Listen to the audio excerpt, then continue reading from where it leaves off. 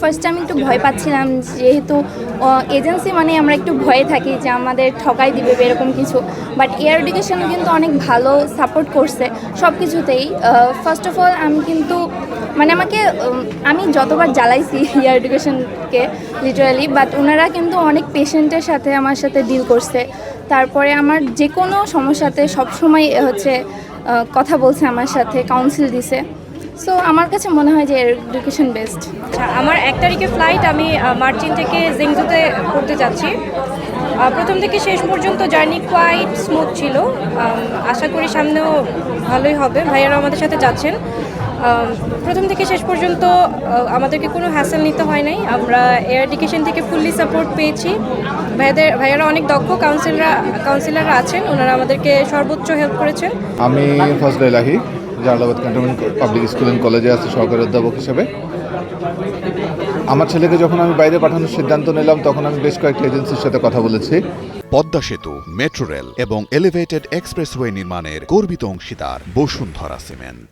কয়েকটা এজেন্সির কথা বলার পরে কয়েকটা এজেন্সি দেখলাম, ভিজিট করলাম, এবং আমার কাছে মনে হয়েছে এয়ার এডুকেশনটাই সবচেয়ে রিলায়েবল হবে। স্পেশালি আমি যেখানে আমার ছেলেকে পাঠাতে যাচ্ছি, Nanjing University of Aeronautics and অ্যাস্ট্রোনটিক্সে, ওটার জন্য মনে হলো ওনাদের প্রতিষ্ঠানটাই সবচেয়ে বেশি নির্ভরযোগ্য। এবং এরপরে ওনাদের সাথে যোগাযোগ করলাম, কথা বললাম, এবং এখন পর্যন্ত যত সার্ভিস পেয়েছি আমি এখন পর্যন্ত স্যাটিসফাইড। আশা করি তারা সামনেও এভাবে তাদের প্রফেশনালিজমটা মেনটেন করবেন। আমি 2018 সালে ফার্স্ট আমি চায়নাতে যাই। যখন আমি চায়নাতে যাওয়ার চিন্তাভাবনা করি, তখন আমি যখন অ্যাডমিশনটা নেওয়ার জন্য প্রসেসটা স্টার্ট করি, আমি খুব কষ্ট পেয়েছি। আসলে সত্যি কথা বলতে গেলে আমি হেল্পের জন্য অনেকের কাছে গিয়েছি, বাট সেভাবে ভালো মতো হেল্প পাই নাই।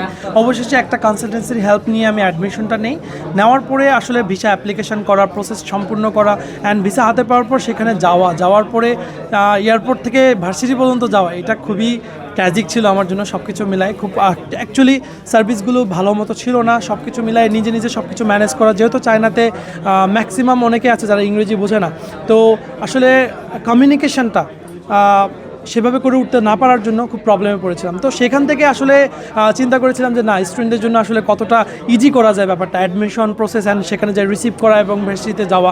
অ্যান্ড সেই 2019 সাল থেকে স্টার্ট করার পরে আজকে আমাদের এই পর্যায়ে আসা।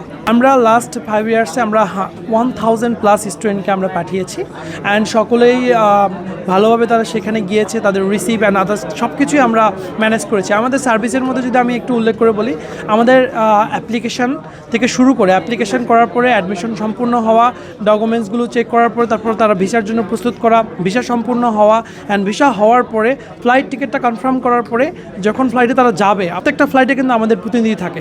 তারা ফ্লাই করার সাথে সাথে আমরা আমাদের প্রতিনিধিরাও ফ্লাই করছে, যেহেতু অনেকেই আছে যারা ফার্স্ট টাইম ফ্লাই করতেছে। অ্যাডমিশন সম্পূর্ণ করার পরে যেটা হয়, রেজিস্ট্রেশন সম্পূর্ণ করতে হয়, তারপরে তাদের সেখানে গিয়ে রেসিডেন্স পারমিটের জন্য অ্যাপ্লাই করতে হয়, পাশাপাশি ওখানে গিয়ে একটা মেডিকেল সম্পূর্ণ করতে হয়, অ্যান্ড এই সব কিছু ব্যাঙ্ক কার্ড ওপেন করা, সিম কার্ড ওপেন করা, এই সব কিছু আমাদের ভলেন্টিয়ার গ্রুপ রয়েছে প্রত্যেকটা ইউনিভার্সিটিতে, অ্যান্ড এই ফুল প্রসেসটা আমরা দিয়ে থাকি। সো এই লম্বা সময় ধরে দিয়ে আসতেছি। এবছর আমাদের মার্চিন থেকে 100+ স্টুডেন্ট অলরেডি আজকে আমাদের ভিসা গিভার্সিটির মধ্যে অ্যাটেন্ড করেছে, অ্যান্ড সকলেই সাকসেসফুলি তাদের অ্যাডমিশন অ্যান্ড ভিসা সম্পূর্ণ করছে, অ্যান্ড তারা যাচ্ছে। অ্যান্ড যদি সংক্ষেপে আমি বলি, অ্যাকচুয়ালি আমার প্রথম থেকে আমাদের ইচ্ছা ছিল অ্যাজ এ ফাউন্ডার যে আমরা এটাকে কতটা ইজি করতে পারি স্টুডেন্টের জন্য। মেন যে আমাদের পারপাসটা সেটা হচ্ছে যাতে স্টুডেন্টরা যে হ্যাসেলগুলো আমি অ্যাকচুয়ালি পেয়েছি সেগুলো যেন স্টুডেন্টরা না পায়। আমরা সবাই জানি এখন বর্তমান চায়নাতে যদি বলি ইঞ্জিনিয়ারিং সেক্টর এবং MBBS এই দুটাতে কিন্তু সবচেয়ে বেশি স্টুডেন্ট যাচ্ছে। সো ইঞ্জিনিয়ারিংয়ের জন্য আমরা জানি চায়না কতটা উন্নত। পাশাপাশি আরেকটা জিনিস হচ্ছে বিজনেস ম্যানেজমেন্ট বা ইন্টারন্যাশনাল ইকোনমিক স্টেট। আমরা জানি চায়না এত উন্নত হয়েছে তাদের বিজনেস ইকোনমিক্যাল দিক থেকে, বিজনেস এবং ইকোনমির দিক থেকে। সো তারা অনেক ডেভেলপ। সো বিজনেস এবং ইকোনমিতে চায়নার কিন্তু পড়াশোনা অনেক ভালো, সত্যি কথা বলতে গেলে। পাশাপাশি যেহেতু আগেই বললাম তাদের রিসার্চ ফিল্ড অনেক ভালো, প্লাস ইঞ্জিনিয়ারিং সেক্টরে তাদের কিন্তু হিউজ ফান্ডিং আছে। সো সব মিলে স্কলারশিপ অ্যান্ড সব কিছু মিলে অনেক ভালো। আরেকটা জিনিসে আরেকটা সাবজেক্টে সবচেয়ে বেশি স্টুডেন্টরা যাচ্ছে সেটা হচ্ছে MBBS এবং BDS, যেটা ডেন্টাল এবং মেডিকেল সেক্টরে। যেমন আমরা সবাই জানি বাংলাদেশে মেডিকেল এক্সামের জন্য আমাদের প্রচুর প্রতিদ্বন্দ্বিতা হয়, প্রচুর স্টুডেন্ট প্রত্যেক বছর মেডিকেলে এখানে বাংলাদেশে চান্স পায় না, যেহেতু আমাদের সিট সংখ্যা সীমিত। অনেকেই কিন্তু অল্প খরচের মধ্যে পড়াশোনার কথা চিন্তাভাবনা করে বাংলাদেশের বাইরে কোন কান্ট্রি, অনেকগুলো কান্ট্রি রয়েছে এশিয়াতে, যেমন এশিয়ার মধ্যে যদি আমি বলি চায়না রয়েছে, মালয়েশিয়া রয়েছে, অ্যান্ড এছাড়াও অনেকেই রাশিয়াতে পড়াশোনা করতে যেত কিছু সময় আগে।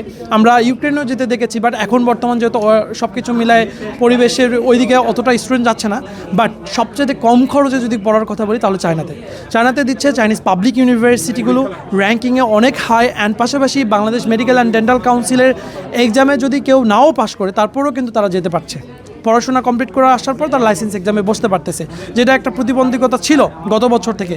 বাট এই বছর ফেব্রুয়ারির 10 তারিখ থেকে কিন্তু বিএমডিসি নতুন সার্কুলার অনুযায়ী তারা কিন্তু এ ধরনের কোনো প্রতিবন্ধকতা রাখে নাই।